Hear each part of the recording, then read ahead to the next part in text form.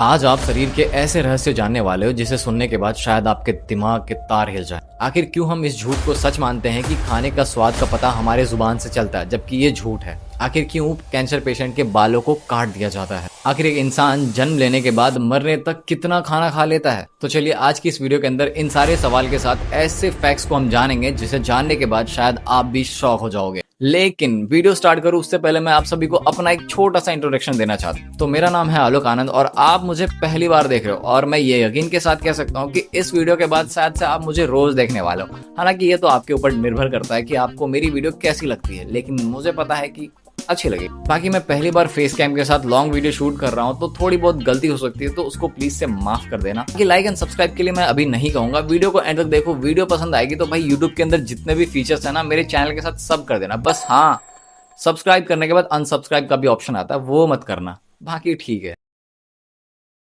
तो चलिए अब वीडियो को स्टार्ट करते हैं। दोस्तों, आपने लोगों के नाखून पर ये सफेद दाग जरूर देखे होंगे, लेकिन कभी सोचा है कि ये कुछ लोगों के हाथ में क्यों होते हैं? देखो, इसके मेनली दो रीजंस होते हैं। या तो उस इंसान को किसी भारी भरकम चीज से नाखून पे चोट लगी होगी जिसके वजह से वो सफेद दाग आ गए, या फिर उसके शरीर के अंदर किसी ना किसी चीज की कमी हुई होगी जिसके वजह से वो सफेद दाग उसके नाखून पर आ गया। दरअसल हमारी बॉडी में जब जिंक और कैल्शियम की कमी हो जाती है तो अक्सर नाखूनों पे ये सफेद दाग दिखते हैं। जरा सोचो, हमारे माइंड और हमारे बॉडी का कनेक्शन इतना ज्यादा स्ट्रांग होता है कि शरीर के अंदर कुछ भी चीज की कमी होती है या फिर किसी भी तरह के न्यूट्रिएंट्स की कमी होती है तो सीधा सिग्नल भेज देता है। क्या आपको पता है कि आपके खाने का टेस्ट आपके जीभ से नहीं बल्कि आपके नाक से आता है? सुनने में थोड़ा वियर्ड है ना? हाँ, मुझे पता है कि शायद आपको इस बात पे भरोसा कर पाना थोड़ा मुश्किल हो सकता है, लेकिन ये 100% सच बात है। अब आप मुझे ये बताओ कि आपको कभी बहुत तेज बुखार हुआ है? मतलब आपकी जीभ से टेस्ट ही गायब हो गया होगा खाने का। मतलब कुछ भी खाओ तो पता ही नहीं चल रहा कि हाँ भाई इसका टेस्ट क्या, नमकीन है, मीठा है या फिर क्या है। असल में वो आपकी जुबान की वजह से नहीं बल्कि आपके नाक की वजह से टेस्ट उड़ जाता है, क्योंकि जब बहुत तेज बुखार होती है तो हम अपने नाक के सूंघने की पावर टेम्पररी खो देते हैं। हमारी जुबान बेसिकली 5 तरह के टेस्ट को पहचान पाती है: मीठा, नमकीन,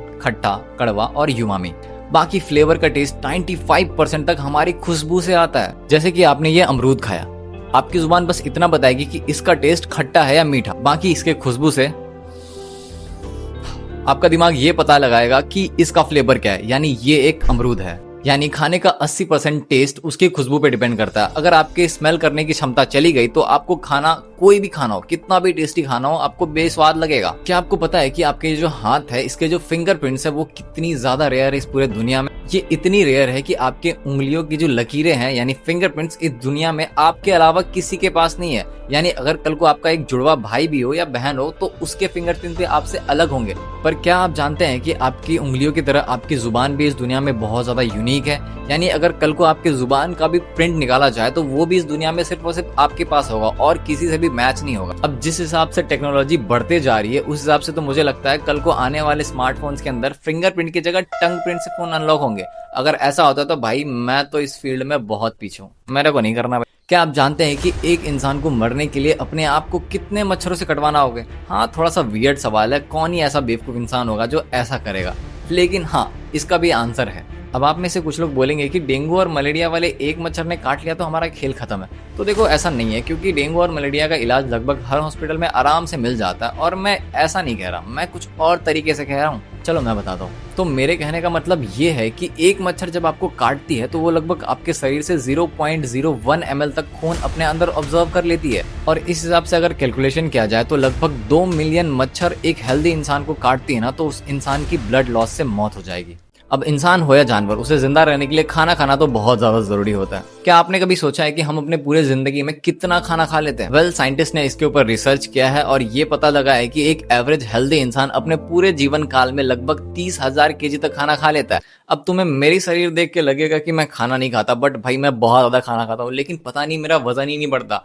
कोई तरीका है तो कमेंट में बताओ यार कि कैसे मेरा वजन बढ़े। वीडियो में आगे बढ़ने से पहले अगर आपको वीडियो पसंद आ रहा है ना तो वीडियो को एक लाइक करके सब्सक्राइब करके ये जो बेल नोटिफिकेशन है ना इसको ऑल पे सेट करना, क्योंकि और भी धमाकेदार वीडियोस आने वाली है और सच बता रहा हूँ उसमें बहुत मजा आएगा। और हाँ, कमेंट में मुझे ये बताना कि आप मेरी वीडियो कहाँ से देख रहे हो। दोस्तों, क्या आपको पता है कि हमारा ब्रेन हमारे बॉडी वेट के सिर्फ और सिर्फ 2% का होता है, लेकिन उसके बावजूद भी ये हमारे पूरे बॉडी में जाने वाले ऑक्सीजन का 30% अकेला कंज्यूम कर लेता है। अब क्योंकि हमारा ब्रेन ही हमारी बॉडी को कंट्रोल करता है, इसीलिए इसे ज्यादा एनर्जी की जरूरत पड़ती है और यही वजह है कि हमारा ब्रेन ज्यादा ऑक्सीजन भी यूज करता है।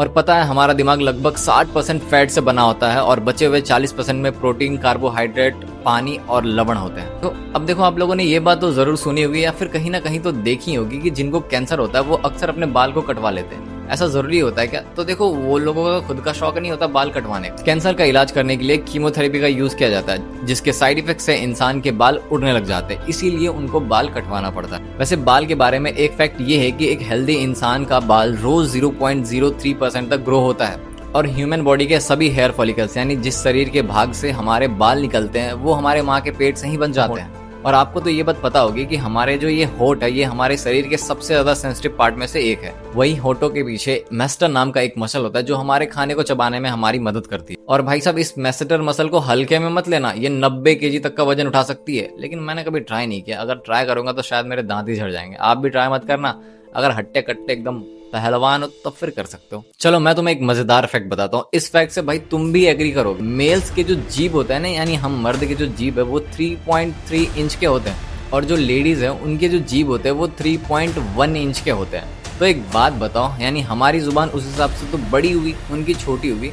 तो फिर इनके जुबान इतने तेज कैसे चलते हैं?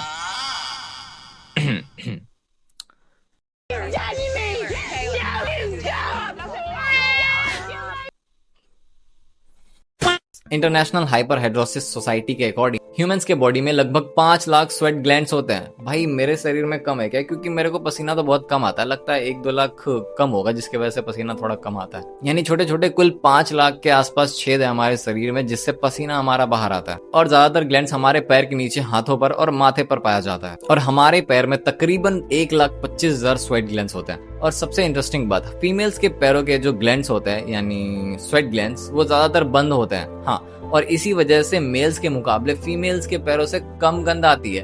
अब देखो, ये फैक्ट तो मैंने चेक नहीं किया, पता नहीं किस साइंटिस्ट ने इसके ऊपर रिसर्च किया होगा। नो कमेंट, आगे बढ़ते हैं। अब देखो, हमारे ब्रेन के बारे में थोड़ी देर पहले भी मैंने एक फैक्ट बताया था, लेकिन एक और चीज है जो मैं तुम्हें बताना चाहता हूँ कि हमारे ह्यूमन ब्रेन को सर्जरी के टाइम पे काट करके आधा अलग करके रखा जा सकता है, लेकिन हमारे उस ब्रेन को कोई फर्क नहीं पड़ेगा। यानी वो फिर भी चलता रहेगा, एक्टिव रहेगा, वो मरेगा नहीं, वो डेड नहीं होगा। यानी शरीर से उसको अलग करके रखा जा सकता है। भाई ये तो बहुत ज्यादा डरावना है। अगर सोचो तुम्हारे सामने कोई किसी इंसान का खोपड़ी अलग कर रहा है, उसको निकाल के साइड रख रहा है, भाई मेरे दिल की धड़कन तो अभी तेज हो गई। पता नहीं, भाई सच बता रहा हूँ, डॉक्टर का काम बड़ा मुश्किल होता है। दिमाग के बारे में चलो तुम्हें और एक इंटरेस्टिंग बात बताता हूँ। पता है हमारा दिमाग इलेक्ट्रिसिटी भी जनरेट करता है। हाँ, तकरीबन 25 वाट के बल्ब को तुम आसानी से जला सकते हो। इसीलिए भाई बचपन में टीवी में ऐड होता था कि दिमाग की बत्ती जलाओ। अभी समझ में आया क्यों बोलते थे। और पता है तुम्हारा दिमाग लगभग 40 की उम्र तक बढ़ता रहता है। यानी अगर तुम अभी बीपीएससी नहीं निकाल पा रहे हो, यूपीएससी नहीं निकाल पा रहे तो टेंशन मत लो, 40 की उम्र तक तुम्हारा दिमाग बढ़ेगा। अभी मत पढ़ो, छोड़ दो। हाँ छोड़, एकदम छोड़। सो हाँ, अब आपसे अलविदा लेने का टाइम आ गया है। आई होप कि आपको ये वीडियो पसंद आई होगी और आपको काफी कुछ जानने को भी मिला होगा।